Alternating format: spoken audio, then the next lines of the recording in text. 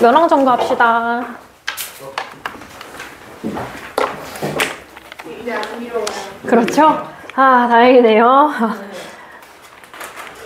자, 다음 쪽 봅니다. 면왕정가. 아 뭐야 등수 왜 끊어나. 잠시만요. 이런 불평이 들어가면 안 된다고요. 네, 내용은 더 쉬워요. 상충곡에 비해서. 중요도도 상대적으로 떨어지고 그래도 해야 돼요. 중요한 내용.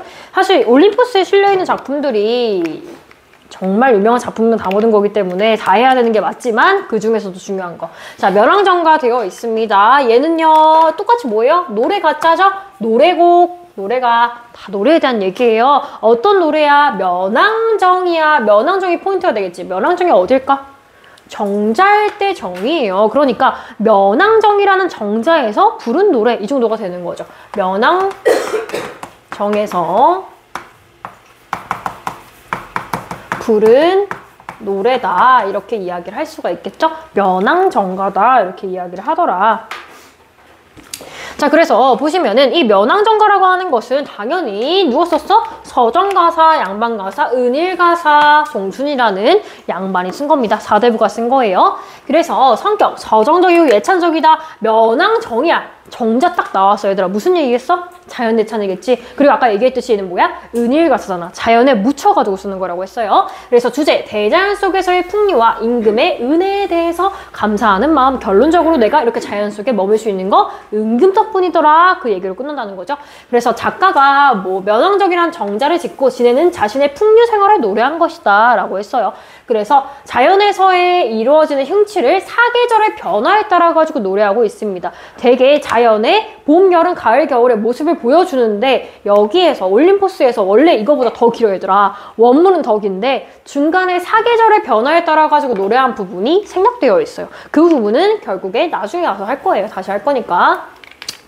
그래서 이 면왕정의 산세에서부터 제월봉의 형세, 면왕정의 경치, 사계절의 경치, 그리고 자신의 풍류 상황을 선경후정이라고 했습니다. 면저 경치, 그 다음에 나의 정서, 이거가 할 수 있는, 이런 경치를 볼 수 있는 카드가 누구 덕분? 임금 덕분이란 정서가 뒤에 나온다는 얘기예요. 됐나요? 선경후정의 방식을 취하고 있다. 자연친화와 사상과 유교적 충의 이념을 적절히 결합한 강호가도 표현 있죠? 아까 뭐라고 했죠? 강호 끊고 가도. 강호가 자연이라고 생각하고 가도라고 하는 것이 어떤 군은이라고 했죠. 군자에 대한 은혜다 이렇게 얘기했습니다. 강호 가도의 뜻을 가지고 있더라.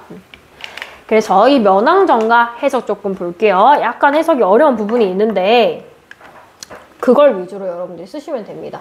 자, 봤어요? 위치가 산에서 시작을 하는 겁니다. 내가 은거하고 있으니까요. 무등산. 자, 체크할게요. 공간적 배경. 무등산에 있는, 자, 무등이란 산에 있는데 그 하나의 활기가 산의 동다히로 버져 있어 되어 있습니다. 뭔 말이냐? 자, 하나의 활기가 결국 줄기야. 산줄기 있죠. 산의 흐름, 산 모습이 어디? 매희. 산의 동다히, 얘들아 다히라는 표현 알아두면 좋아요. 다히라는 거 뭐뭐 쪽이란 뜻이야. 무슨 쪽? 동쪽으로 뻗어 있어, 버려 있어 이런 표현들 다 뻗어 이런 뜻이야. 뭔 말이야? 무등산 하나의 줄기가 동쪽으로 뻗어 있다라는 겁니다. 그림을 좀 그릴게요. 그래서 이 뻗어 있는 상태가 뭐가 돼? 멀리 떼쳐와서, 멀리 떨어져 와서 얘가 쭉 이어져 와서 뭐가 된다? 떨어져 와. 떨어져 와서 뭐가 된다? 제월봉이 되었거늘 이렇게 얘기했습니다. 산에서 삐져나온 어떤 줄기가 제월봉이라는 것을 만들었더라 이렇게 이야기를 한다라는 거예요. 그림 좀 그려볼게요. 자, 산이라고 하는 산이 있었어. 자, 어떤 산? 무등산이라고 하는 산이 있었어. 그치? 무등산에 하나의 줄기, 여러 가지 산의 줄기들이 있겠죠. 그 중에 이제 하나가 나와가지고 뭐를 만들었더라? 가장 높은 봉, 제월봉이라는 거를 만들었더라. 여기까지 됐죠? 그래서 이 제월봉에서 뭐가 있냐? 무변대하에 무슨 짐작하노라 라고 되어 있습니다. 무변대하, 얘들아, 무변, 뭐가 없다는 거야. 변이 없대. 그 다음에 대, 뭐는 크대. 자, 무변, 변두리는 없고 야, 무슨 야? 평야. 그러니까 들판이 크다는 거죠. 변두리 없는 들판이라는 거예요. 변두리 없는 넓은 들판.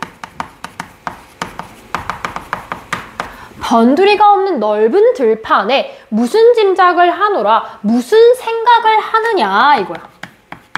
자, 이거 누구한테 물어본 거냐면, 야, 무등산에서 뻗어나온 제월봉 너 주변에 아무것도 없네? 넓은 들판이네. 이 들판 속을 바라보면서 너는 무슨 생각을 하고 있니? 이렇게 물어보는 거야. 그만큼 너는 이 넓은 곳에서 뭐하니? 결국 자연이 넓다는 걸 이렇게 표현한 거예요. 그래서 하노라 라고 했어. 자, 뭐뭐 하니? 너 뭐하니? 무슨 생각하니? 라고 물어봤어. 누구한테? 제월봉한테 물어봤습니다. 무슨 법일까요? 사람처럼 취급한 거잖아요. 의인법이 된다라고 얘기할 수 있죠. 너 무슨 생각하니? 이 넓은 들판에서. 너 혼자 왜 있니? 자, 여기에 대해서 이야기를 하면서 이 제월봉에 7구비, 얘들아 구비, 봉이야, 봉우리. 그 구비에 할머음쳐 무득무득 버려놓은 듯 되어 있어. 할머음쳐 무슨 말이냐? 하나에 뭉쳐서, 한 곳에 뭉쳐서 이런 뜻이야. 한데 뭉쳐서 무득무득, 우뚝우뚝 이런 뜻이야. 태어야. 우뚝우뚝 버려놓은, 아까 벗어있다 이거랑 똑같은 거라고 했지. 무슨 뜻이야? 뭐야? 버려있다, 펼쳐져 있다, 그치? 뻗어있다 이런 뜻이라고 했어. 펼쳐놓은 듯. 그래서 구비가 한데 뭉쳐서 우뚝우뚝 펼쳐놓은 듯 이렇게 얘기했어. 가운데, 그 7구비 중에서 가운데 구비가 있는데 그 가운데 구비는 군개든 늙은 용이라고 했어. 군개, 이런 거 좀 어렵죠? 구멍 안이란 뜻이에요.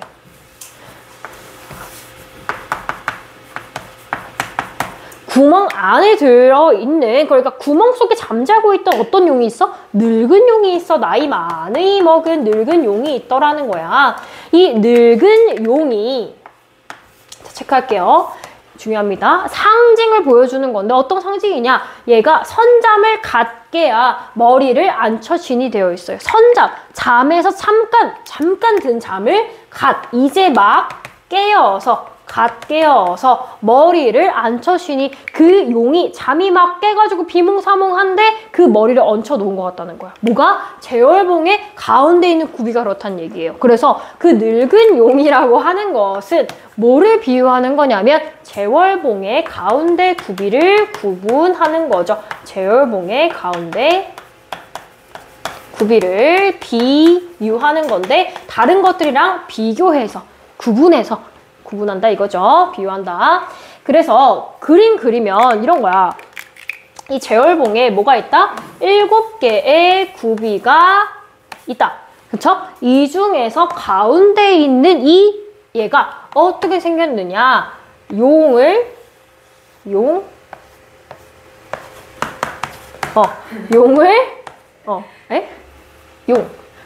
갖다가 루돌프 같아. 용을 갖다가 이렇게 얹어 놓은 것처럼 생겼다라는 거야. 어디가? 가운데 있는 봉이 그렇게 생겼다라는 거야. 그렇게 생겼대. 좀 더 장엄하게 생겼겠지? 그쵸? 그렇게 생겨 있는데 너르바위 위에 딱 좋았어. 이 제월봉에 앞에 뭐가 있냐면 너르바위, 넓은 바위라는 뜻이죠. 넓은 바위, 우희 선생님이 외우라고 했어. 무슨 뜻이라고? 위에 송죽 알지? 이제 알잖아. 소나무하고 대나무, 이거를 헤쳐고, 그러니까 해치고 베고 막 이런 뜻이야. 그거를 해치고 정자를 앉혀시니 라고 했습니다. 자, 두 번째 공자리 나왔어요. 자, 무등산에 이어진 제월봉에 이어서 뭐가 나왔다? 정자를 앉혀시니 라고 얘기했습니다. 그 앞에 넓은 딱 좋은 바위가 있더라는 거야. 여기 앞에. 옆에다 그릴게요, 선생님. 자, 이 바위 위에다가 내가 뭐를 지었어? 정자를 딱 지었어. 자, 이 정자를 딱 지었으니 라고 얘기했는데 정자 여기서 나올 거 하나밖에 없겠죠. 뭐야? 무슨 정자야? 제목에 있잖아. 면왕정이지, 그치 얘들아? 내가 선생님 면왕정에서 불렀다고 했는데 처음에 제월봉 얘기 왜 해요? 하는 질문이 나와야 돼요. 자, 무등산에서 여기 이렇게 뻗어나온 제월봉이 이렇게 아름다운 곳이 있는데 내가 이 좋은 곳에 터를 잡아서 면왕정이라는 데 세웠다는 걸 얘기하기 위해서 여기까지 온 거야. 내가 이렇게 좋은 자연 친화적인 곳 살고 있다. 이 면왕정에서 자연을 바라볼 것이다 라고 얘기를 하는 거야. 근데 이 면왕정에도 또 뭐가 있어? 구름 탄 청하기 이렇게 얘기를 하면서 이 면왕정의 모습이 구름 탄 청하기, 푸른색 학이란 뜻이죠. 푸른 학. 구름에 타고 온 푸른 학이 뭐야? 천리를 가리라. 천리를 갈 정도의 아주 큰 날개죠. 상상의 나래를 펼쳐라. 날개잖아요. 날개를 버렸는 듯 똑같죠? 날개를 펼쳐놓은 듯. 앞에서 했으니까 안 쓸게요. 날개를 펼쳐놓은 것 같더라. 뭐가? 이 지붕의 모습이 날개 같다는 거야.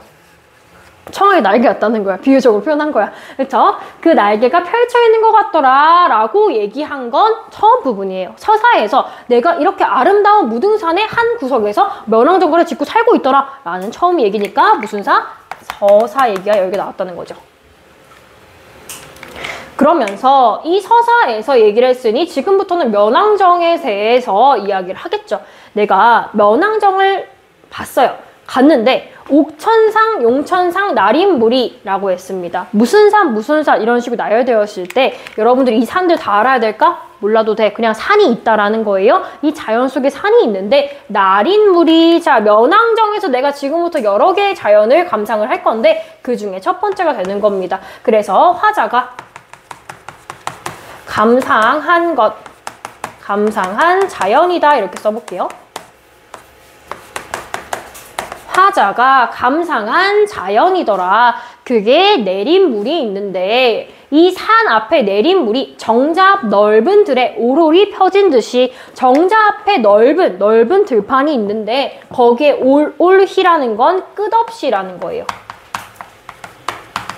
끝없이 펼쳐진 듯이 라고 이야기를 했습니다. 상상하는 거예요. 자, 아까 그 정자 있죠? 그 정자 앞에 내가 배산임수로 똑같이 자리를 잡았어. 아름다운 시냇물이 이렇게 흐르고 있다라는 거예요. 내가 이걸 첫 번째로 본 거죠. 이 시냇물의 감상에 대해서 끝없이 펼쳐져 있는 것 같다라고 했으니까 시냇물의 아름다움에 대해서 얘기를 하는 거죠. 물의 아름다움. 정확히는 나린물이죠. 나린물의 아름다움에 대해서 보여주고 있더라. 넓은 들판에 딱 펼쳐져 있는데 여기서는 결국 얘를 좀 더 구체적으로 묘사하기 위해서 이런 표현들을 쓴 건데 해석만 할 줄 알면 돼요. 봐봐요. 넓거든 기노라, 푸르거든 희디 마라 라고 했어. 넓거든 길지나 말지, 길지 말지. 푸르거든 희지 말지 이렇게 얘기했어. 무슨 말이야? 그러면 이 시냇물이라는 것이 넓고 길다라는 거야. 그치? 푸르면서도 물결이 쳐가지고 흰색이 있다라는 거야. 가질 것 다 가졌다는 얘기야. 뭐 하나라도 좋은 게 있으면 좀 부족한 구석이 있어야 되는데 너무 완벽하다는 거죠. 그래서 뭐야? 그만큼 시냇물이 크다는 걸 이렇게 표현한 거야. 그만큼 아름답다는 거. 그래서 쌍용이 뒤틀는데 또 나왔어. 자, 비유적으로 쌍용 뭐야? 두 마리의 용이 뒤트는 듯 긴 날개를 채 펴는 듯 긴 날개 깃을 펼쳐 있는 것 같다는 거야. 뭐가? 이 시냇물이 또 그렇다라는 얘기야. 비유적으로 다 자연의 예찬을 위해서 이렇게 표현하는 거죠. 그래서 위에 선생님 깜빡하고 안 썼는데 여러분 아실 겁니다. 청학이라고 하는 거는 아까 뭘 비유했어요? 뭐를 비유한 거지? 그치? 면왕정을 비유했었죠? 똑같아요. 여기도 밑에도 면왕정을 비유했던 것처럼 밑에도 긴 깁이 이제 뭘 비유하는 거야? 시냇가, 나린물이라고 정확히 써볼게요. 나린물을 비유하는 거죠. 그렇게 긴 물을 펼쳐져 있는 것 같더라 라고 얘기했어. 그리고 아까 운율감 느껴지는 부분 확인할게요. 넓거든 기노라, 푸르거든 희지 마라, 뭐뭐하거든 뭐뭐해라, 뭐뭐하거든 뭐뭐해라. 자, 비슷한 구절 대구 이렇게 얘기할 수 있겠죠. 대구. 수업법 많이 나와요. 선생님 다 짚는 건 아니고 중요한 부분 위주로만 짚었어. 자, 어디로도 가느냐? 무슨 일? 바야빠. 자, 시냇물이라고 하는 거는 우리 문학에서 고정성이라고 했어? 변동성이라고 했어? 변동성이야. 왜냐하면 계속해서 끊임없이 흐르기 때문에 변한다라고 이야기를 했어요. 똑같아. 어디로 가는가? 무슨 일? 바야빠. 무슨 일? 바빠서. 뭐가 그렇게 바빠가지고 나린 물은 끊임없이 아래로 내려가는 거니? 이렇게 물어보는 거죠. 뭐가 그렇게 바빠서. 그래서 얘가 어떤 식으로 내려가는지 다 묘사하는 거야. 닿는 듯 따르는 듯 밤낮으로 흐르는 듯 되어 있습니다. 닿는 듯 얘들아 내닿다, 내달리다 라는 표현이 있죠. 달리다라는 거예요. 달리다, 달리는 듯. 그 다음에 따르는 듯, 누군가를 따라가는 듯, 혼자 달려드는 듯, 가는 듯. 그 다음에 밤낮으로 흐르는 듯 이렇게 되어 있어. 밤낮으로 끊임없이 이 시냇물이 흐르는 모습에 대해서 보여주고 있는 거죠. 근데 얘는 앞에 있는 거랑 약간 다르죠. 뭐뭐 하는 듯 똑같은 게 계속 나왔어. 이건 뭐야? 이거는 반복법이야. 그쵸? 계구법이랑 다른 거죠. 자, 무소친 사정은 눈같이 퍼졌거든. 이건 좀 어렵죠. 무소친이라는 거는 물변, 그러니까 수변, 주변이야. 물가야. 물가에 뭐야? 사정이라고 했어. 아까 명사라고 하는 게 상충곡에 나왔어. 명사, 맑은 물, 잔 씻어 부어들어 이렇게 얘기했지. 그거랑 똑같은 거야. 무슨 사자야? 무슨 사자야? 앞에서 했잖아. 명사. 명사, 저기 맑은 물에 잔 씻어 부어들고 모래, 맑은 모래, 그러니까 고운 모래라고 했지. 사야 똑같아. 모래 사자인데 이거는 모래 사변, 그러니까 모래사장이라는 뜻이야. 물가에 있는 모래사장은 눈같이 펼쳐져 있더라. 거기 있는 모래가 많아가지고 눈처럼, 스노우처럼 펼쳐져 있더라. 다 묘사야. 그래서 이즈러운 기럭기는 무슨 것을 얼어놓으라 앉으락 내리락 모드락 펴르락 노아를 시두고 우러면 존니는고 이렇게 되어 있어. 봐, 이즈러운이라고 하는 거는 어지럽다 이런 뜻이야. 어지러운. 근데 어지럽다가 디지 진짜 어지럽다예요? 그거보다는 이 기러기가 굉장히 화려하고 많아서 그런 모습이 어지럽다, 화려하다 이렇게 얘기하는 거야. 어지럽게 막 날아다니는 기러기는 무엇을 이런 뜻이지? 무엇을 얼어놓으라 이런 표현이 있습니다. 중요해요. 자, 얼다. 어디 나왔냐? 우리 황진이 빠질 수 없죠. 황진이 동짓달 기나긴 밤의 마지막 구절에 어론님 오신 날 밤 구비구비 펴리라 이런 구절이 있죠. 그 어론이랑 똑같은 거예요. 어론님 뭐예요? 내가 사랑하는 님이란 뜻이죠. 똑같아요. 그래서 무엇을 사랑하느라 이런 뜻이에요. 자, 기러기가 무엇을 사랑하느라 바빠서 얘도 바쁜 거야. 뭐가 그렇게 바쁜지, 누굴 그렇게 사랑해서 가는 건지 앉으락 내리락, 앉았다가 내려갔다가 모드락 흐트락, 모였다가 흩어졌다가 이런 뜻이야. 앉았다가 내렸다가 이거 알 것 같고 모드락, 모였다가 흩어졌다가 막 그 기러기 떼들이 난리를 부른다라는 거야. 그러면서 노화를 사이에 두고, 노화라는 거는 원래 물 주변에 얘들아 갈대밭이 있어요. 갈대예요. 갈대를 사이에 두고 우러곰 존니는고. 얘들아 우러곰 이거 무슨 뜻이라고 했어? 앞에 있는 걸 한 번 더 반복하는 거라고 했지. 그래서 울면서 곱하기 2번이 되는 거죠. 울면서 따라가고 있는가 라고 했어요. 기러기가 사랑하는 사람이 있어가지고 이렇게 왔다 갔다 가만히 있질 못하고 갈대숲 사이를 왔다 갔다 하는구나 라고 하는 걸 내가 감상했다는 거야. 자, 그러면은 내가 감상하는 거 두 번째 나왔어. 첫 번째는 뭐였어? 날인물이었다면 두 번째는 기러기가 되는 겁니다. 상상을 하자면 이 그림에서 마저 그리면 여기 주변에 모래사장 같은 곳이 있는데 거기 위에 얘들아 갈매기 아니야, 기러기야. 자, 기러기가 이렇게 있다라는 거지. 내가 이거를 두 번째로 봤어. 그래서 얘네들을 보면서 너는 무엇을 그렇게 사랑하느라 바삐 가니? 라고 했으니까 전반적으로 뭐가 쓰였다? 무슨 법? 어디 그렇게 바삐 가니? 기러기야, 너 누구 사랑하니? 의인법이지, 그치? 그런 걸 알 수 있다. 봤어. 그 다음에 마지막입니다. 세 번째로 보는 거. 넓은 길 밖이오. 자, 이렇게 해가지고 넓은 길 밖에 긴 하늘 아래에 두르고 꽂은 것은 긴 하늘을 아래에, 그러니까 긴 하늘 아래에 두고 꽂은 것은 있대. 꽂다. 이렇게 꽂은 게 있대. 자, 하늘을 두고 그 아래에 꽂혀 있는 거. 이걸 세 번째에 봤대. 이거 뭘까? 볼게요.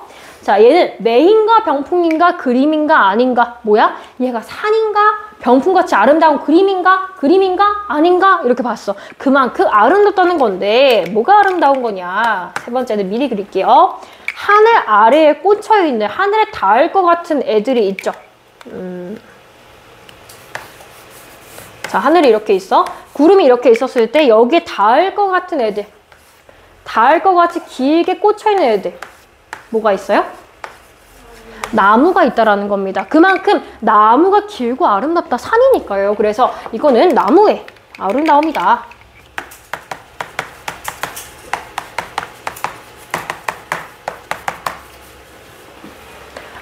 그래서 이 나무가 아름다운데 얼마큼 아름다워? 높은 듯, 낮은 듯, 긋는 듯, 있는 듯 되어 있어요. 자, 높은 듯, 낮은 듯, 다 높았다가, 낮았다가, 이거 알 것 같고, 다만, 긋는 듯, 잇는 듯은 모를 수 있죠. 긋는 듯, 잇는 듯을 먼저 해석하면 좀 더 쉬워요. 잇는 듯, 이어지는 듯, 이런 뜻이죠. 잇는 듯. 잇는 거의 반대 뭐야? 끊어지는 거지? 끊는 듯, 이런 뜻이야. 나무가 높았다가, 낮았다가, 끊어졌다가, 이어졌다가, 나무가 펼쳐져 있다는 거야. 숨거니, 배거니, 가거니, 머물거니, 숨었다가, 보였다가, 갔다가, 머물렀다가, 이렇게 하면서 나무들이 있다 없다 있다 없다 한다는 거죠. 그래서 비슷하게 자 뭐뭐 하거니 뭐뭐 하거니 뭐뭐 하거니 이런 식으로 뭐 하고 있다? 열거하고 나열하고 있다 얘기할 수 있지. 그래서 반복, 결국 반복이죠. 그러면서 이렇게 이츠러운 가운데 위에 있었던 이즈러운의 약간 변형이에요. 똑같은 뜻이에요. 무슨 뜻이야? 어떻게 하는 가운데? 어지러운 가운데 이 나무가 굉장히 펼쳐져 있어서 굉장히 화려하게 있는 가운데 이 어지러운 가운데 이름한 양하야. 자, 뭔 말이냐? 자, 이렇게 어지러운 가운데 이름 난 양하야. 그대로 읽었어? 이름 난 양하야. 뭔 말이야? 자, 이름을 날리다라는 건 이 사람이 유명해졌다는 뜻이죠. 그 여러 개의 나무들 중에 가장 뛰어난 나무가 있어. 이름난 나무가 있어. 뛰어난 나무가 하늘도 걷지 아니여 우뚝이 섰는 것이 추월산 머리 짚고 이렇게 얘기했습니다. 뭔 말이야? 하늘도 젖이라는 거는 하늘도 두려워하지 아니해서. 얘들아, 아무리 나무가 키가 커도 하늘에 닿아요?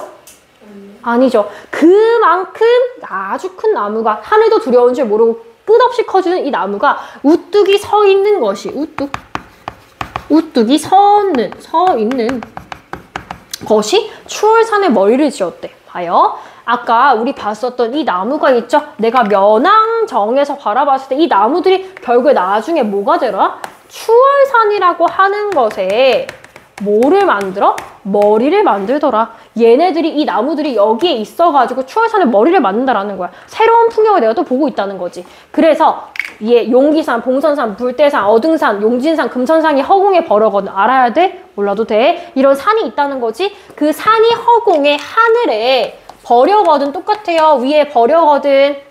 무슨 뜻이었죠? 그치. 펼쳐져 있거든, 뻗어 있거든, 이런 뜻이지. 뻗어 있거든. 이걸 바탕으로 해서 추월산을 바탕으로 쭉 산이 있는데 거기에 원근, 멀 원자 가까이 근자, 멀고 가까운 뭐가 있다? 창해에 머문 것도 하다 할시야. 자, 창해라고 했을 때 푸른색의 우리 절벽이란 뜻이야. 푸른 절벽. 써야지요. 푸른 절벽.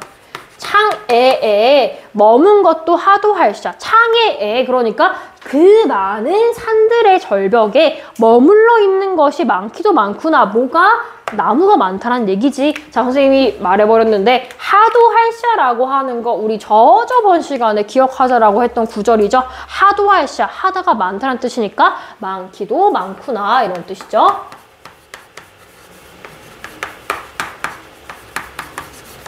이게 많기도 많구나 라고 이야기를 하면서 세 번째까지 다 봤습니다. 자, 흐름 보세요. 내가 면왕정이라고 하는 곳에서 풍경을 바라볼 건데 첫 번째 시냇가 봤죠? 두 번째 기러기 봤죠? 세 번째 나무 봤다라는 얘기입니다. 이 나무까지 봤는데 여기서의 모습은 다 경치에 대한 얘기를 하는 거죠? 선경인 거 맞죠? 먼저 경치하는 거잖아. 선경인데 거기에서 조금 더 디테일을 가면 면왕정의 바로 앞에 있는 게 뭐야?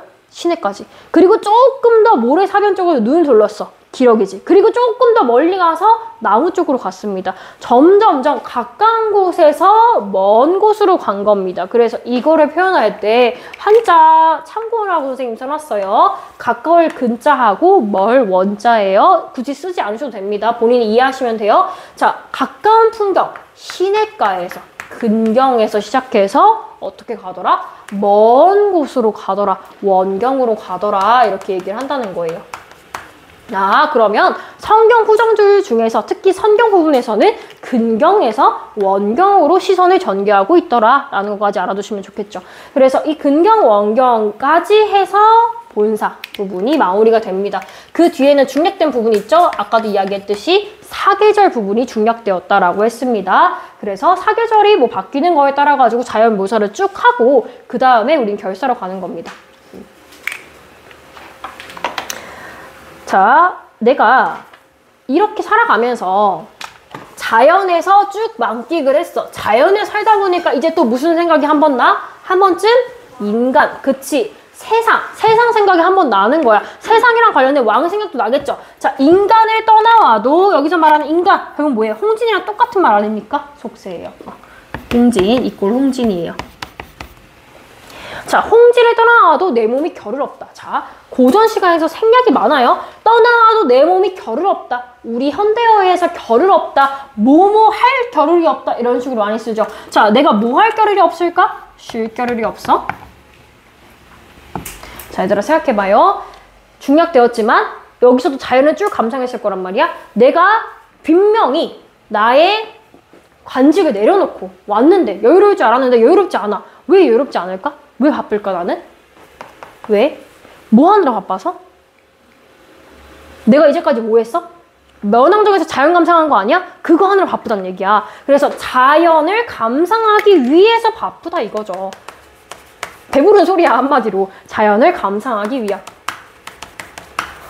난 그래서 이 자연의 아름다움을 여기서 너무 만끽하고 있어서 그거를 다 보기에도 하루하루가 모자라 이렇게 얘기를 한다라는 것이죠. 그래서 어떻게 하냐? 이것도 보려 하고 저것도 들으려 하고 그 다음에 바람도 혀려 하고 달도 맞으려고 이렇게 되어 있어. 이것도 보고 저것도 들어야 되고 들으려고 여기 시냇가 있네. 시냇가 구경해야지. 저기 멀리 산새 소리가 들리네. 산새 소리 들어야지. 그리고 바람도 혀려 하고 바람도 쐬다. 바람도 쐬려고 하고 바람도 맞아야 되고 그 다음에 달도 맞아야 돼. 자, 밤이 됐어. 달이 떴네? 달빛도 맞아야지. 달도 맞으려고 이렇게 얘기를 한다는 거죠. 달도 이렇게 봐야 돼. 나 너무 바쁘다. 이렇게 이야기를 하는 거죠. 자, 뭐뭐 또 뭐뭐 하려고 뭐뭐 하고 뭐뭐 또 뭐뭐 하려고 뭐뭐 하고 되어 있습니다. 대구인 거 알 수 있죠. 그렇죠? 그래서 내가 이런 것들을 하느라 너무 바빠서 무슨 생각이 드냐? 뒤에 쭉 나와. 어떤 식으로 내가 바쁜지. 봐요. 밤이란 언제 죽고 고기란 언제 낚아. 자, 밤, 먹는 밤이에요. 자, 가을이 되었겠죠. 가을에 나 밤도 주워가지고 그거 먹어야 되고 그 다음에 낚시도 해야 되고 자연 즐기느라 바빠서 그리고 또 10이랑 니 다듬이요. 10이 아까 했죠? 무슨 뜻이죠? 무슨 문? 살인문. 자, 내가 내 방문을 열어놓고 왔는데 그 대문 누가 닫아? 내가 닫아야지. 나 바빠. 그 다음에 진꽃이란 누가 쓰려노? 떨어진 꽃이란 누가 쓸 것이냐? 누가 그거 쓸고 닦을 것이냐? 내가 해야 돼. 자연 속에 머무르는 것 같아 보여도 자연을 즐기느라, 자연을 만끽하느라 시간이 없다는 거야. 그래서 아침이 나쁘거니 나조히라 나을소냐. 자, 여기 중요해요. 아침이 나쁘거니 그대로 해석하면 얘들아 나쁘다. 배드의 의미일 수 있는데 조금 더 가서 자, 아침이 나쁘다는 건 아침이 부족하다는 거예요. 아침이 부족하니 나조히라. 여기 중요해. 나조히. 선생님 낮 같아요. 낮 아니에요. 여기서는요 저녁이에요. 저녁입니다. 기억하세요. 나조히. 자, 저녁이라 나을 소냐? 저녁이나 좀 더 낫겠느냐? 라고 얘기하는데 얘는 실을 소냐? 이렇게 해석해야 조금 더 자연스러워요. 그대로 해석해 볼까요? 아침이 부족하니 저녁이냐 실수냐? 무슨 말이야? 자, 앞에 시작된 말이 있어. 내가 아침이 부족해. 얘들아, 이제까지 내가 뭐 하느라 바쁘다고 했어? 자연 보기, 자연 감상하느라 바쁘다고 했어. 그러니까 아침 시간 부족해. 그치? 당연하지? 아침 시간이 부족하겠지. 뭐 하는데? 자연 감상에 부족하다는 거지. 생략된 말이 있다는 거야.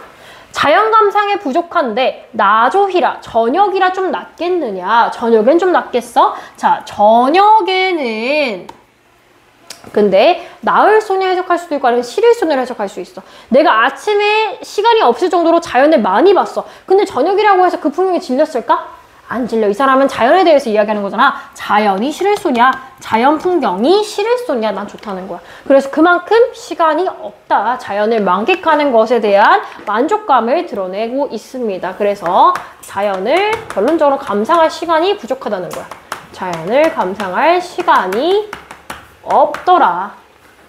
그런 걸 통해서 자연을 감상할 시간이 없을 정도로 자연에는 볼 것도 많고 굉장히 아름다워 자연을 예찬하고 있다는 걸 알 수 있죠. 자연을 예찬하고 있다.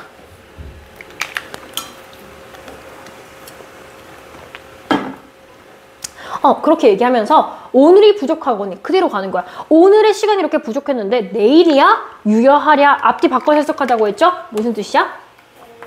내일이나 여유 있겠어? 없어. 나는 하루 종일 자연만 보고 살아도 부족한 사람이야. 그래서 이 외에 앉고 보고 저 매에 걸어보니 또 걷는 거야. 자연을 보는 거야. 또 이 매에 앉아보고 저 매에 걸어보니 해석할 수 있지 얘들아? 벌로한 마음에 버릴 일이 아주 없다 라고 했어. 벌로 얘들아 번뇌라는 표현 알죠? 그거랑 같은 거예요. 내 마음이 혼잡한 걸 번뇌라고 이야기를 하죠. 벌로 번뇌. 번뇌한 왜요? 번뇌한 마음에 스카가 있어. 버릴 일이 아주 없다라고 이야기를 했습니다. 내 이런 아주 혼잡한 마음이 있어. 내 혼잡한 마음이지만 그래도 뭐를 할 수 없다? 버릴 수 없다. 자, 뭐를 버릴 수 없어? 자연을 바라보는 걸 버릴 수가 없다라는 거야. 자, 앞에 자연. 그만큼 자연의 진심이다. 그래서 쭉 얘기한 거는 자연 풍경 보고 그 다음에 자연을 볼 시간이 모자라. 그래서 내가 너희들한테 해주고 싶은 말은 여기부터 나오는 거야. 쉴 사이가 없거든 기나 전하리야 라고 했어. 내가 이렇게 쉴 새 없이 바쁘지만 그래도 너네들한테 길을 알려줄게. 이 길이라고 하는 것은 실제로 산에 올라오는 뭐 그런 길, 내가 있는 이런 자연의 풍경으로 올 수 있는 길일 수도 있지만 그것도 있지만 사실 조금 더 깊은 의미로 가면 너희들한테 내가 지금 겪고 있는 상황을 알려주겠다는 거야. 방향을. 이 사람의 방향은 어디 방향이야? 자연이잖아. 자연에서의 사는 이런 정신적인 길을 알려주겠다는 얘기죠. 그래서 자연 지향적 길이다 라고 얘기할 수 있죠. 자연 지향적 길을 내가 너희들한테 알려줄게. 그래서 이런 삶을 나랑 같이 살자 이거야. 자, 다만 한 청려장이 다 무디어 가는구나. 그래서 내가 너희들한테 길을 알려주고 싶은데 나도 나이가 좀 들었어. 그러니까 시간이 좀 많이 지났어 이런 뜻이야. 다만 한 청려장이라고 했을 때 푸른 색깔 무슨 뜻이냐? 지팡이란 뜻이에요. 푸른색 지팡이. 푸른색 지팡이가 다 무디어 간대. 내가 너희들한테 진짜 하나하나 알려주고 싶은데 좀 시간이 많이 지났네? 왜 지팡이가 무디어졌을까? 뭐 보느라? 자연 보러 다니느라 바빠서 나도 힘이 좀 빠졌어 이 얘기야. 그래서 자연을 감상하기 위해 이런 시간이 들었다는 거죠. 왜냐하면 이렇게 무딘 까닭은 자연을 감상하러 다니기 때문에. 자연을 감상하러 다니기 때문에 굉장히 바쁘다. 나도 바쁜데 내가 어떻게 즐기는지 한번 같이 봐 이 얘기야. 술이 익어가니 버지라 없을 소냐. 또 술 얘기 나왔죠. 술이 익어가니까 버지라 없을 소냐 있겠죠. 내 술을 훔쳐먹을 친구가 있겠죠. 같이 술 친구가 있겠죠. 설이. 자, 불리며 타이며 혀이며 이하며 자 많습니다. 근데 뭔 말이냐? 해석을 앞에 넣어가지고 하면 쉽다. 자, 무언가를 부르는 거야. 뭐를 부를까 얘들아? 술 취해서 어디가? 노래방 가죠? 노래를 부르는 거야. 옛날 사람들도 노래방을 갔어요. 노래방을 가진 않았겠지만 자기들끼리 노래 불렀겠죠? 노래 부르면서 뭐뭔가를 타면서 자 뭐뭐를 타다, 검은고를 타다 이런 표현이 있죠. 악기를 연주하다라는 거예요. 뭐뭐를 타며 악기를 타며 켜다라는 것도 켜다라는 뜻인데 똑같아. 바이올린을 켜다라는 표현 알죠 얘들아? 악기를 켜다는 거예요. 악기를 연주하다. 그 다음에 이하며 그리고 막 춤추면서 결국 노는 거야. 음주가무야 춤추며. 막 움직이면서 춤추면서 이렇게 놀았대. 그 다음에 온가지 소리로 취흥을 배하거니 온가지 소리를 내면서 취한 것의 즐거움을 배하거니 그런 것을 만끽하니 뭐 이 정도라고 할 수 있어요. 만끽하니. 근심이라 있으면 시름이야 붙어시라. 이렇게 술 마시고 즐겁게 놀고 있는데 근심 있겠어? 시름 있겠어? 없다는 거지. 붙어시라. 붙겠느냐? 시름이 나한테 붙겠어? 라는 거지. 누우락 앉으락 구부락 젖으락 뭐야? 누웠다가 앉았다가 구부렸다가 젖었다가 이 얘기야. 왔다 갔다 하면서 이 자연에 대해서 술을 마시면서 만끽하고 있는 거죠. 똑같아요. 밑에도 울프락 프라무락 노해로 노거니 라고 되어 있습니다. 울프락 뭐를 읊냐? 읊으며 뭐를 읊겠어 얘들아? 시를 읊으면서 그 다음에 파람하랴 휘파람 불다 할 때 그러니까 피리를 불다 이런 뜻이야. 휘파람 불며 뭐 피리를 불며 노해로 노거니 내 마음 가는 대로 이렇게 놀거니 이렇게 얘기를 한 거야. 결국 논다는 얘기야. 여기서. 해석이 만약에 이하며 이런 것들이 안 된다고 해도 아 지금 얘 술 먹고 노는 거구나 라는 것까지만 알아도 모의고사를 기준으로 했을 때 풀 수는 있겠죠. 자, 천지도 넓고 이러해도 한가하다라고 했어. 이렇게 술 마시고 즐기고 보다 보니 아 자연이라고 하는 거 하늘천하고 땅지 있죠. 하늘천하고 땅지 자연이죠. 자연이 넓고 이러해도 한가하다. 자연이 이렇게 넓은데 일월 날일자에 달 월자네요. 그쵸? 세월이란 뜻이에요. 세월이 한가하더라. 이렇게 자연 속에서 노리는 시간이 한가하고 좋더라. 그래서 희황을 모으너니 니적이야 기로고요. 자, 여기부터 약간 어렵죠? 희황이라고 하는 것이 있어요. 갑자기 이게 무슨 소린가? 황제예요. 중국의 황제인데 중국에 땅덩이가 크니까 여러 가지 시대가 있었겠지 얘들아. 중국의 황제. 그 중에 이 희왕이라고 하는 사람은 굉장히 나라를 잘 다스렸던 사람이라고 일컬어지는 사람이야. 그런 선왕이지. 선한 왕. 그런 선왕을 내가 몰랐어. 몰랐는데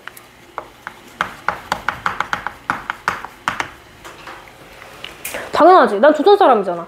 이 중국 왕에 대해서 이 중국 왕이 통치하는 세상에 살아본 적이 없어.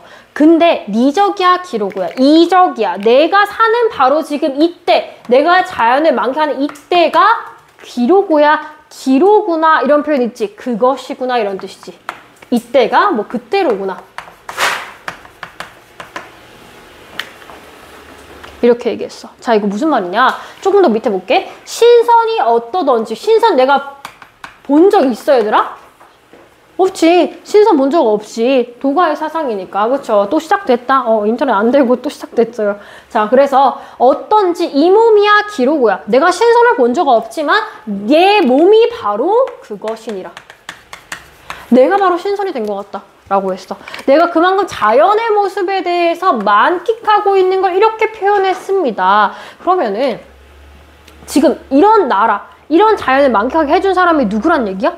바로 이때란 얘기지. 왕이란 얘기야. 그거를 이 중국의 황제에 비유해가지고 표현을 했다라는 거야. 그 당시에 중국, 넓은 나라지 그만큼 크게 과장해서 표현했다라는 겁니다. 그래서 희왕이라고 하는 거, 중국의 사람을 가지고 왔어? 중국의 고서를 인용해서 중국의 왕이 펼쳐졌던 어떤 나라가 평안하고 아주 국위영화를 누리는 어느 시대?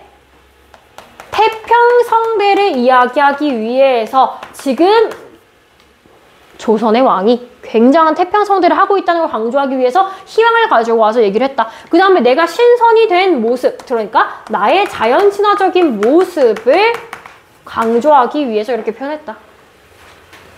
그러면서 강산풍거를 다 거느리고 내가 자연을 거느리고 나의 백년을 다 누리면 뭔 말이야? 내가 다 살면 죽을 때까지 살면 악양류상의 이태백이 살아오다 호탕정에 이에서 더할 소냐 이렇게 얘기했어. 악양루상이라고 했을 때 악양루 알아두세요. 이따 소설에도 나옵니다.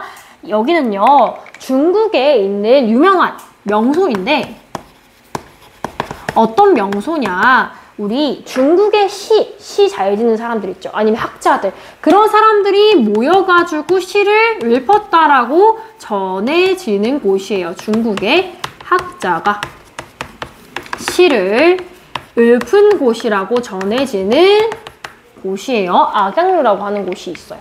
여기에 이태백이 살아오다. 자, 이태백 들어는 봤을 거예요. 우리 중국 시인 중에 세트이신 분들이 있죠. 두보와 이백과 두보 이렇게 보통 얘기를 하죠. 그 이백과 두보 할 때 우리가 이태백이라는 풀네임을 줄여가지고 이 태자를 없애가지고 이백이라고 하는 거야. 줄여서. 똑같은 사람이야. 그 이백이 살아온다고 한들 살아온다. 그 사람 죽었지. 오래된 사람이니까. 살아온다고 한들 굉장히 뛰어났던 중국의 시인이 이백이 살아온다고 해도 그 사람이 엄청난 뛰어난 경지를 이뤘겠죠. 어떤 그 사람이 가지고 있던 호탕한 마음, 뛰어난 배포 그런 거가 2에서 더할 수냐. 2에서 내가 가지고 있는 이 수준에서 더하겠는가? 엄청 약간 거만한 거죠. 왜냐면은 200이 가지고 있던 그 호탕보다 뭐야? 내가 지금 자연에서 누리고 있는 이 정치가 더 뛰어난 것이다 라고 얘기를 한 거죠. 그래서 정리하면 이태백보다 누가? 화자가 송순이란 사람이 더 뛰어났더라. 그래서 그걸 통해서 자연에 대한 만족감을 드러내고 있더라.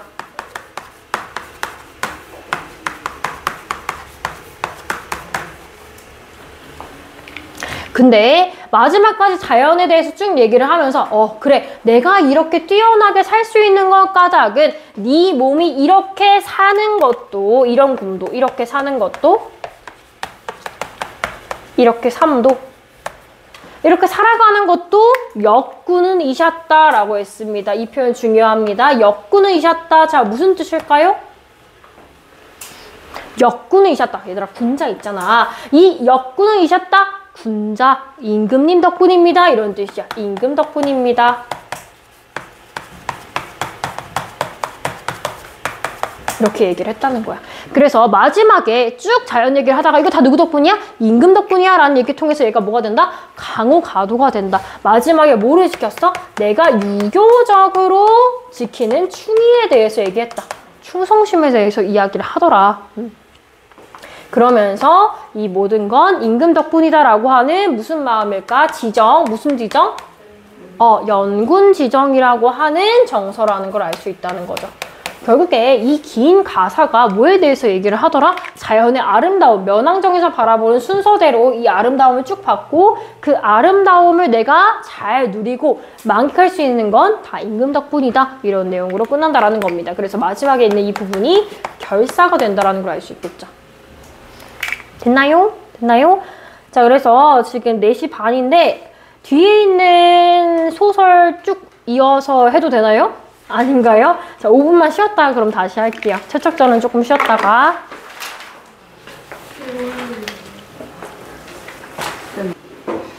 최척전 176쪽입니다. 176쪽입니다. 왜 그러실까요?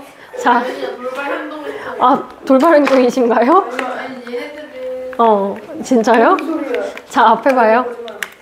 자, 이거 하면 끝나요, 우리. 더 하고 싶은데 참을게. 자, 한문소설하고 예정소설 이렇게 되어 있습니다. 최척전이라는 제목에서도 알 수 있듯이 얘들아, 무슨 전이라고 하는 거 이제 많이 해서 알지? 박시전, 흥부전 이런 식으로 이야기란 뜻이에요. 자, 누구의 이야기에서? 최척의 이야기란 뜻이 되겠지? 최척의 이야기.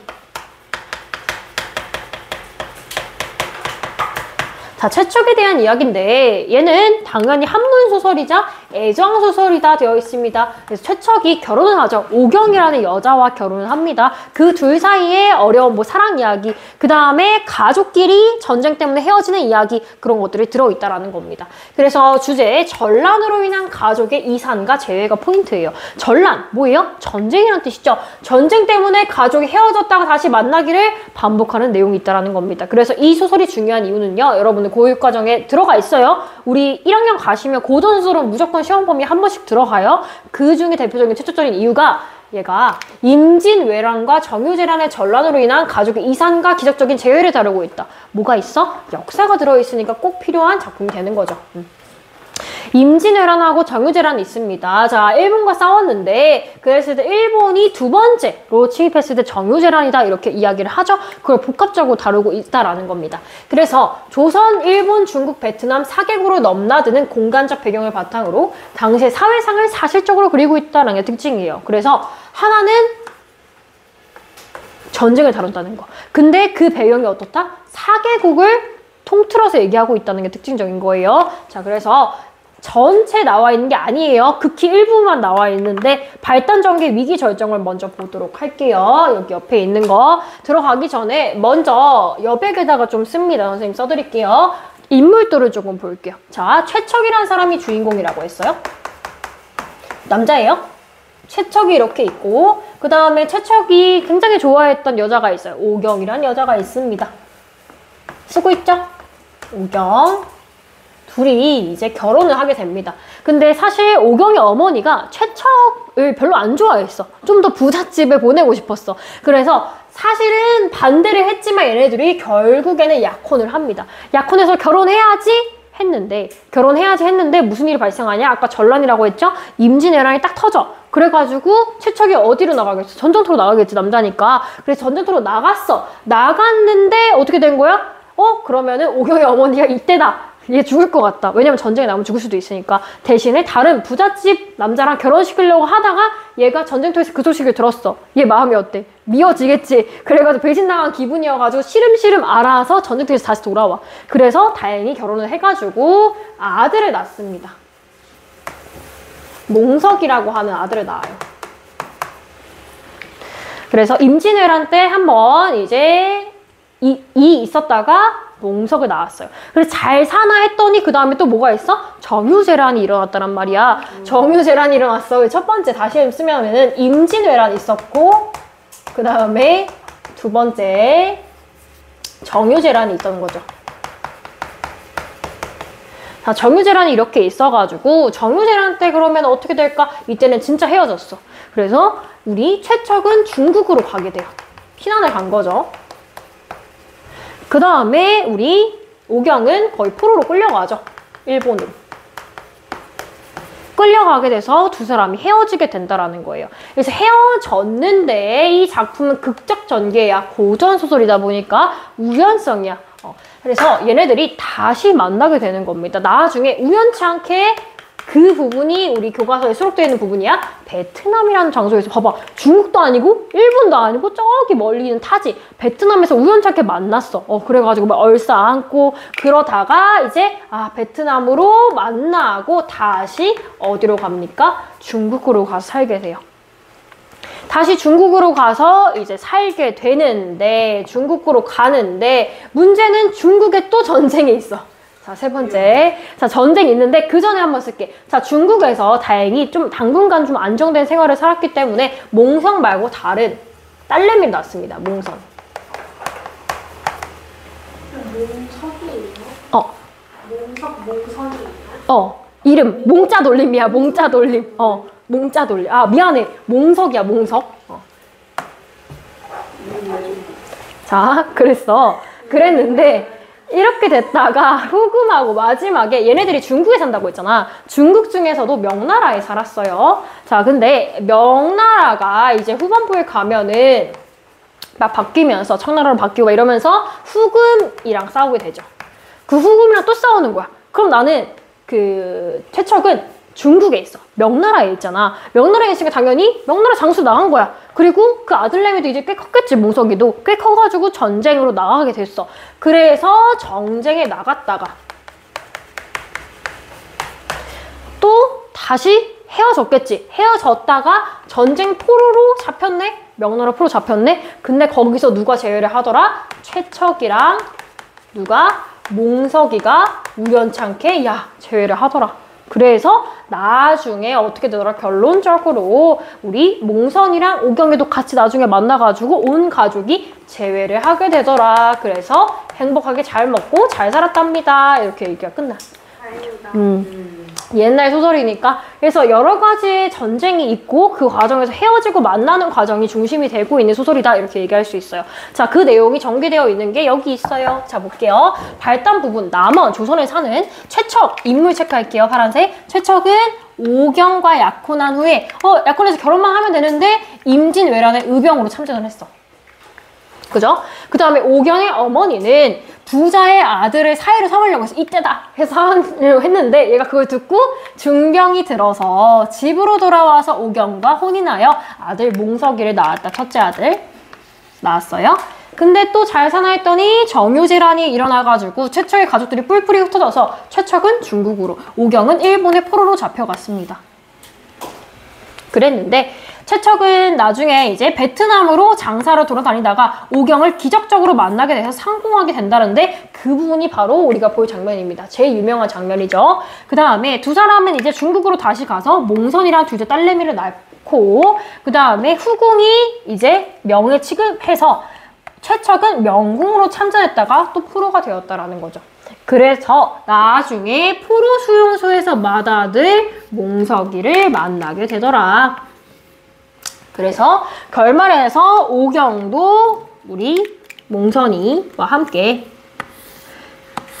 다시 귀국해서 온 가족이 만나게 되었더라 라는 이야기를 하고 있는 겁니다. 됐나요? 근데 그 중에서 얘네들이 만나는 장면을 한번 보겠다라는 겁니다. 어려운 게 없습니다. 진짜예요. 너무 길어요. 아니에요. 내용이 어렵지 않아요. 좀 길어 보여서 그렇지. 봐요. 자, 앞부분의 줄거리, 만약에 이게 모의고사라고 했다면 앞부분 줄거리는 얘들아 중요하다. 별거 아닌 것 같지? 되게 중요해. 학교 이제 교육청에 정해준 게 있어. 수능 같은 경우에 16페이지, 국어는 보통 16페이지로 정해놔요. 그럼 그 페이지 안에 이 내용을 다 넣어야 돼. 소재 내용 다 넣어야 돼. 화법이랑 문법 다 넣어야 되는데 필요 없는 거 넣겠어? 안 넣지? 똑같아. 여기도 앞부분의 줄거리 꼭 필요하다. 자, 만약에 몰랐다라고 했을 때 이 부분이 포인트가 돼서 아, 최척이랑 오경이 나오는구나. 이 소설은 그런 내용이구나 하면서 푸시면 돼요. 자, 최척과 오경은 서로 사랑하여 약혼을 하게 되지만 최척이 임진왜란에 의병으로 참전한다. 아까 얘기죠? 의병에서 돌아온 최척은 오경과 결혼해서 맏아들 몽석을 낳았다. 몽석이 나오나 보다. 내가 몰랐을 때 그렇게 본다는 거죠. 그 다음에 정유진으로 인해서 다시 한번 가족들이 뿔뿔이 흩어지게 되고 오경은 외병의 포로로 잡혀가고 최척은 중국으로 건너가 살게 된다라고 했어. 아, 그러면 얘네들이 헤어진 상황에서 시작을 하겠구나. 그랬을 때 누구? 이때 최척은 이렇게 얘기했으니까 아, 그럼 최척이 지금 아까 어디 있다 그랬어? 어디 있다 그랬어, 최척? 중국에 있다라고 했지? 그러면 아, 지금 시대적 배경이 나오진 않았지만 중국이겠거니. 중국 중에서 아까 명나라라고 했죠? 명나라에 이겼거니. 뭐 이렇게 생각하시면 되겠죠? 아, 미안해. 중국 명나라는 뒤쪽 명나라지? 아, 근데 아마도 그쪽 부분이었을 건 맞는데 그래도 중국이라고 할게요. 자, 이때 최척은 요흥에 머물며 여유문과 의형제를 맺었다라고 했어. 자, 요흥, 아, 지역이구나 알 수 있고. 여유문, 사람 나왔네. 고전소설은 인물과의 싸움이에요. 어떤 인물이 주된 인물이고 어떤 행동을 했는지를 중심으로 보셔야 되는데 이름 딱 봐. 여유문이야. 중국 사람 이름이 이렇게 생겼거든? 중국 사람이란 뜻이에요. 자, 중국 사람이야. 중국 장수예요. 군인이야. 자, 이 여유문이 의형제를 맺었대. 누구랑? 최척이랑. 최척이 좀 살가웠나 봐, 사람이. 그래가지고 중국 그 타지에서 친구를 맺은 거야. 의형제를 맺었대. 근데 이 사람이 여유문이 어느 정도 최척을 좋아했냐면 자기 동생을, 일단 생각해봐. 자기 동생을 내 친구한테 시집을 보내는 거야. 봐봐. 최척한테 시집 보내고 싶어하는 마음을 내보이자 최척은 완강히 거절하며 이렇게 말했다 라고 했어. 자, 우리 일가족이, 얘가 결혼하겠냐고. 자기 아내 있잖아. 우리 일가족이 외적의 침나를 입어서 지금껏 늙은 부친과 가늘이 아내가 살았는지 죽었는지조차 몰라서 제사도 지내지 못하고 있습니다. 이런 처지에 혼나여 나 혼자 편안히 살아갈 수가 있겠습니까? 라고 했습니다. 여기서 알 수 있는 최척의 마음이죠. 최척은 지금 가족에 대한 뭐가 있어? 그리움, 사랑, 의리가 있는 거죠. 의리가 있는 거죠. 가족에 대한 의리가 있어가지고 아, 그래? 나는 지금 아내가 있어서 안 돼 라고 이야기를 했습니다. 그러면 여유문도 최척의 생각을 의롭게 여겨. 아, 그래, 네 말이 맞지 해서 더 이상 혼인을 권유하지 않았더라 이렇게 얘기했습니다. 아, 그러면 여유문은 중국 장수이자 뭐라고 얘기할 수 있느냐? 최척과 굉장히 가까운 사이였죠. 얘들아, 최척 입장에서 생각해봐. 내가 중국 아무도 몰라, 연고 없는 데서 와서 나를 도와주는 사람이야. 뭐라고 할 수 있지? 우리 최척의 조력자, 힘이 되어주는 사람이다 이렇게 얘기할 수 있죠. 최척의 조력자로서 얘가 뭐 살 곳도 내어주고 막 그랬겠지. 도와줬겠지. 근데 그렇게 잘 가면 좋았을걸. 그해 겨울에 여유문이 병으로 죽었다. 죽었어. 그럼 나는 더 이상 의탁할 곳이 없는 거야. 몸을 기댈 곳이 없어요. 그래서 최척은 의탁할 곳이 없게 되자 양자강과 회수를 떠돌면서 명승지를 두루 둘러보았다라고 했어. 명승지라고 하는 곳이 결국엔 뭐예요? 중국에서 유명한 명소예요. 그런 전국 방방곳곳을 돌아다녔다는 거야. 그러면 생각을 했겠지. 아, 내가 어떻게 해야 되지? 하면 생각을 했겠죠. 여기서 보면 용문도 보고 용문, 우혈, 원수, 상수, 그 다음에 배를 타고 동정호를 건너 악양로에 올랐으며 고소대도 올랐다. 쭉 나열이 되어 있는데 굉장히 구체적이죠. 이 소설이 가지고 있는 특징, 이게 그 당시에 굉장히 유행을 했었어. 그 이유는 뭐냐면 얘들아, 그 당시에 이거 읽었던 사람, 평민도 읽을 수가 뭐 있었겠죠. 나중에 가면은 양반도 사실 마찬가지야. 외국을 나간 적이 있을까? 잘 없을걸? 웬만한 관지가 아니고서야 나갈 수가 없어. 근데 중국의 이런 구체적인 곳을 나열해가지고 소설 속에 설명을 해주네? 뭐가 있어? 사실성이 있겠지. 뭐야? 재미있게 소설을 읽을 수 있는 계기가 된다는 거야. 그래서 첫 번째, 최척전의 특징 쓸게요. 자리 없어서 위에 쓸게요, 선생님. 최척전의 특징.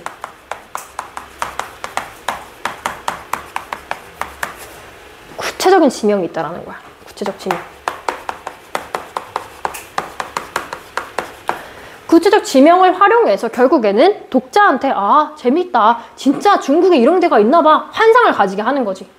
그래서 다시 한번 정리를 쓰면은 이 지명에 중국의 구체적 지명을 드러내고 있더라. 그랬을 때 효과, 독자가 사실감을 많이 느낄 수 있겠죠. 사실감과 흥미 많이 느낄 수 있을 것입니다. 그래서 인기가 많았겠죠. 사실감과 흥미를 느낄 수 있다.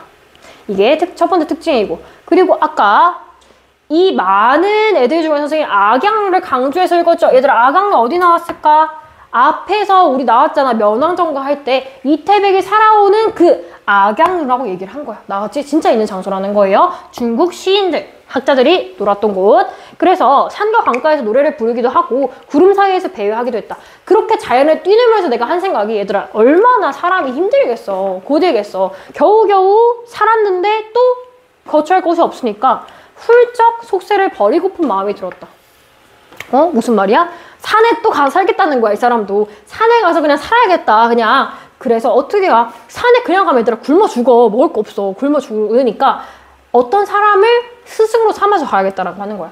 해삼도사 양웅이란 사람이 청성산에 은거하여 신비로운 선악을 만들 뿐 아니라 신선이 되는 술법을 지녔다는 말을 듣고 그 사람을 찾아가서 촉당으로 들어가 그 술법을 배우고자 하였다. 이렇게 얘기했습니다. 그러니까 나도 신선이 되어야지, 돌을 닦는 사람이 되어야지 라고 결심을 한 거야.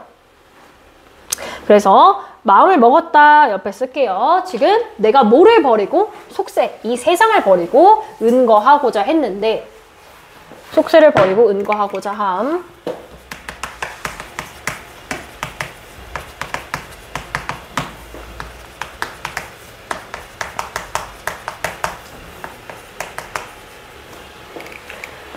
자, 속세를 버리고 이렇게 은거하려고 했는데 자, 무슨 문제? 이때 송우라는 사람이 있다. 또 사람이 나왔네. 새로운 인물 체크. 자, 이 사람이 어떤 사람이지 그러면? 뒤에 보면 알죠?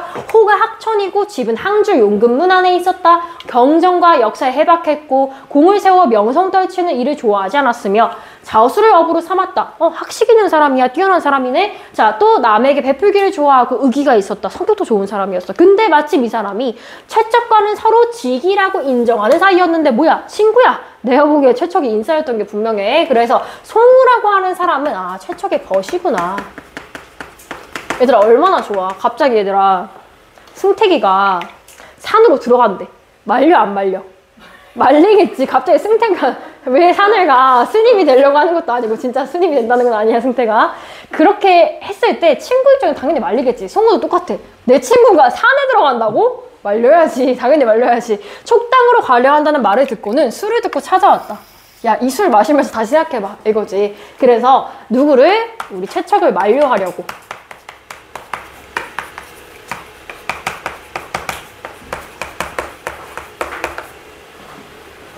그래서 송우가 이걸 막으려고 하는데 그 전에 자, 최척전의 특징 두 번째 있습니다. 동그라미 2번 이렇게 묶어가지고 그냥 2번이라고만 우리 쓸게요. 뒤에서 이어지는 거니까.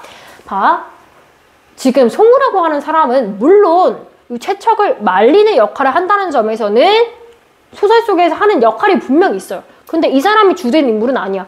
큰 전체를 봤을 때 최척이랑 오경, 그 가족들이 중심이 되는 거지. 이 사람은 주변 인물이란 말이야. 주변 인물인데 이렇게 세밀하게 설명해 줬다는 게 이 소설의 두 번째 특징이야. 그래서 구체성이야. 그래서 인물의 구체적 설정이 두 번째 특징입니다. 그러니까 사람들 진짜 이런 사람이 있구나. 디테일하게 읽을 수 있다는 거지. 앞에서 그렇고. 그래서 술을 마셔가지고 술은 뭐 이야기하는 뒷방이죠. 자, 얼근이 취하자 송우가 최척을 친근하게 자로 부르면서 얘기했다. 원래는 이름을 부르는데 자를 부른다. 호를 부르는 거야. 다른 이름이야. 쉽게 생각해서 자를 부르면서 백승 이 세상을 살면서 이렇게 얘기했어. 백승 자 뭐지? 뭔지 몰라가지고 백승 새로운 사람이 나왔네. 이게 아니라 지칭하는 말이 달라진 거야. 똑같이 뭐야? 최척을 가리키는 거야. 사실 고전소설에서 여러분들 헷갈리는 이유가 이거를 몰라서 그래. 한 사람을 부르는 호칭이 여러 가지가 있는데 다른 사람이라고 생각해서 착각해서 잘 봐요. 자, 백승, 최척이 자 당신이 이 세상을 살면서 누구든 불로장생하기를 바라지 않겠느냐마는 누구나 오래 살고 싶다. 근데 지금은 아니다. 자, 고금천하에 어디 그런 이치가 있단 말인가. 지금 송우가 얘기하기엔 그게 말이 되냐. 어떻게 사람이 영원히 사냐. 그러지 마라. 이거지. 자, 남은 생이 얼마나 된다도 불로장생의 약을 먹고 굶주림을 참으며 괴로움을 자초하면서 산도깨비의 이웃이 된가 말인가. 너 산으로 들어갔다가 불로장생은커녕 그냥 죽는다. 가랑 있어라. 이거죠. 그래서 나랑 함께 배 타고 5월 땅을 오가면서 이게 본론이죠. 비단이나 차를 매매하며 남은 생을 즐기는 게 세상사에 통달한 사람 아니겠나 이렇게 얘기를 했어. 야, 그러지 말고 나랑 장사를 하면서 이 주변 나라 돌아다니면서 그렇게 살자 이렇게 얘기를 한 거야. 그래서 모 대신에 은거하지 마. 은거 대신에 장사하자는 거지. 은거 대신 장사를 선택했다.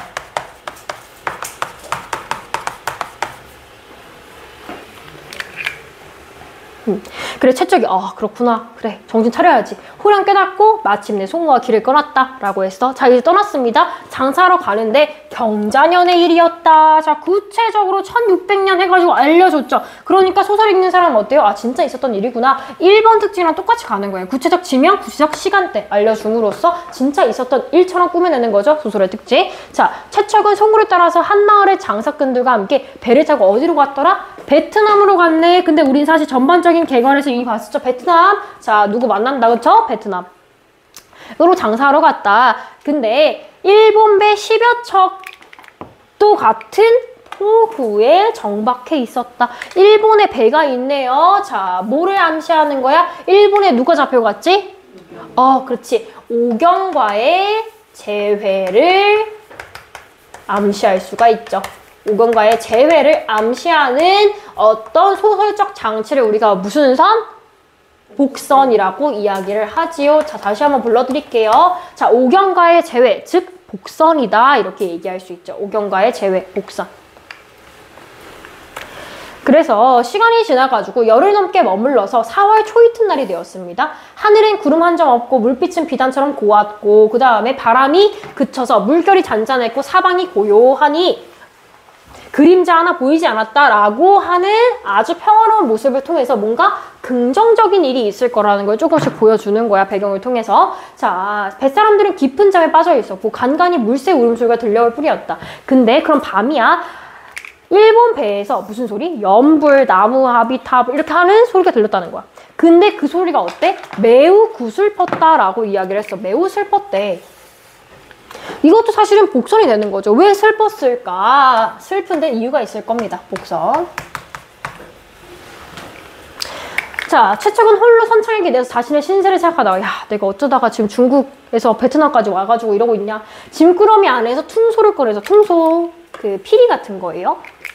나무로 된 거. 자, 슬픈 곡조의 노래를 한 곡 불어서 가슴 속에 맺힌 슬픔과 원망을 풀어보려고 했다. 최척의 퉁소 소리에 하늘과 바다와 하늘이 애처로운 빛을 띠고 구름과 안개도 수심에 잠긴 듯 했다. 그만큼 구슬픈 소리가 들려왔다라고 이야기하는 거죠. 뱃사람들도 그 소리에 잠에 깨가지고 모두들 서글픈 표정을 지었다. 너무 슬프다 했는데 그때 이 소리를 듣고 일본 배에서 연불하던 소리가 뚝 그쳤다. 잠시 후 조선말로 시를 읊는 소리가 들렸다. 조선말 시 뭔가 있죠. 자, 왕자교 퉁소 불제 달은 나지막하고 바닷빛 파란 하늘은 이슬이 자욱하네. 푸른 난새 함께 타고 날아가리니. 자, 난새를 함께 탄대.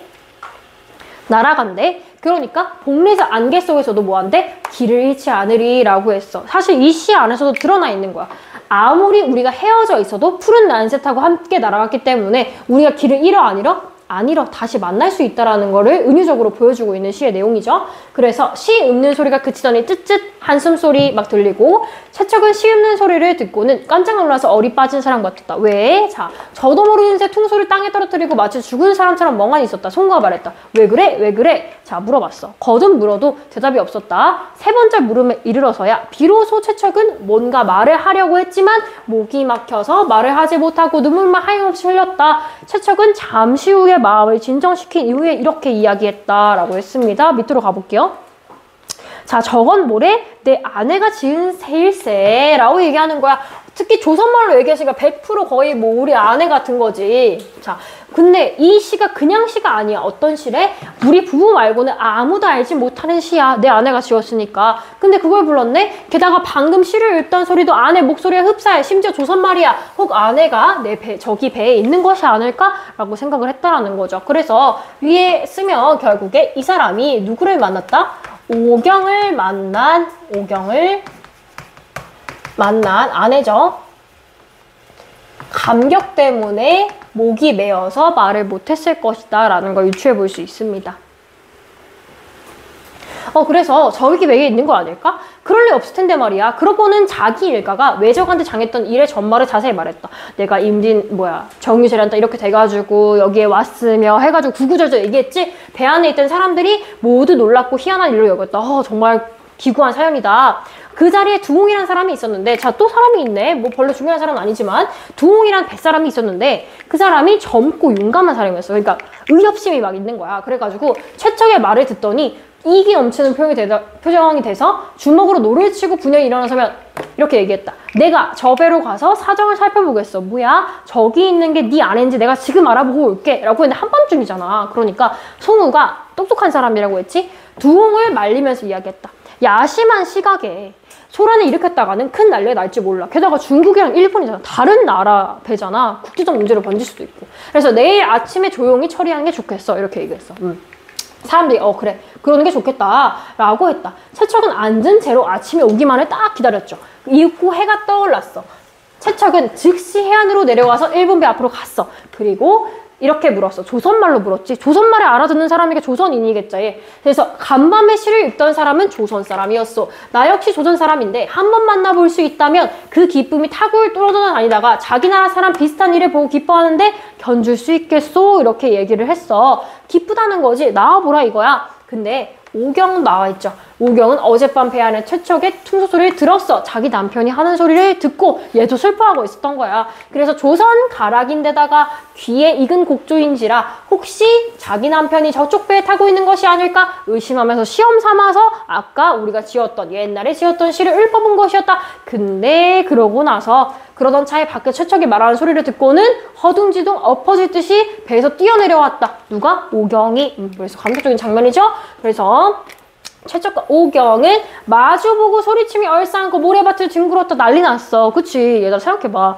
내가 한국 살아. 예를 들어서 한국 살고 내 동생은 미국 살아. 근데 갑자기 어느 날 베트남에서 내 동생을 봤어. 엄청 놀랐겠지. 그래서 기가 막혀서 입에서 말이 나오지 않았다. 눈물이 닿아 피눈물이 나왔으며 눈에 아무것도 보이지가 않았다. 그만큼 감격적이었다라는 거를 마지막에 드러내고 있습니다. 그쵸? 근데요. 자, 선생님 자리 없으니까 여기다 쓸게요. 여러분들 밑에다 쓰세요. 고전수술의 특징이 있습니다. 쓸게요.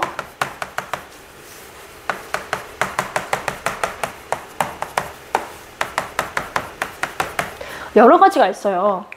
고사 인용이라든지 아니면 이런 구체성이라든지 여러 가지가 있는데 그 중에서 가장 많이 나오는 게 이런 표현입니다. 봐요. 얘들아 현실적으로 이런 일이 있어? 있어? 가능해? 만약에 현대야. 현대인데 미국에 있던 동생하고 중국에 있던 내가 베트남에서 만났다고 해. 그러면은 드라마 자꾸 무슨 소리 들어? 막장 소리 듣겠지. 현실적으로. 요즘엔 그런데 과거에는 이런 극적인 전개가 허용이 됐다라는 거야. 뭐가? 우연성이 허용이 됐다라는 겁니다. 우연성이라고 하는 거 우연인 거야. 다 우연이야 라고 해버렸는데 그 당시 독자들은 이것도 재밌었겠지. 소설이 이제 막 나오기 시작한 때니까. 그래서 우연성이더라. 이거랑 이제 비슷한 말이 있어요. 조금 어렵게. 우연성이랑 같이 뭔가 특이해. 원래 있어서는 안 되는 일들, 신기한 일들이 같이 일어나 라고 해서 전기성이다 이렇게도 이야기를 합니다. 전기성이라고 하는 게 결국엔 신비함, 신의성을 가리키는 말이에요. 원래는 있어서는 안 될 그럴 일들, 말이 안 되는 그런 우연성을 가지고 있더라. 그럼에도 불구하고 독자들이 인정을 해주더라 라고 하는 게 우연성, 고전소설의 특징입니다. 꼭 물어보니까요. 알아두세요. 그래서 이 마지막 구절을 통해서 지금 우연성을 통해 가지고 추적자는 내용을 전개하고 있구나 라는 걸 알 수 있겠죠. 전반적인 내용은 그래서 이렇다. 전란으로 이런 임진왜란, 정유재란, 뭐 명과 후금의 다툼으로 인해 가지고 가족들이 만나고 제외하고 이런 내용들이 전개되는 게 최적전이라는 얘기입니다. 됐나요?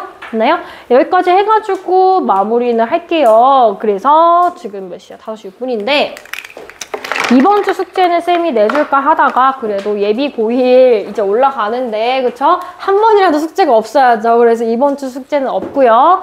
다음 주에는 이제 예비 고1. 자, 다음 주에 숙제 있어. 어떤 숙제 있냐? 고1이 된다는 마음가짐을 가지고 오시면 됩니다. 알겠죠? 네. 알겠죠? 그런 마음가짐. 알겠습니다. 다음 주에 뭐 괜찮지? 야, 얘들아 괜찮지? 진짜 괜찮다니까. 교과서 얘들아 다음 주에 가지고 오고 교재만 가지고 오시고 시간대 선생님한테 이야기해 주시고 알겠죠? 네.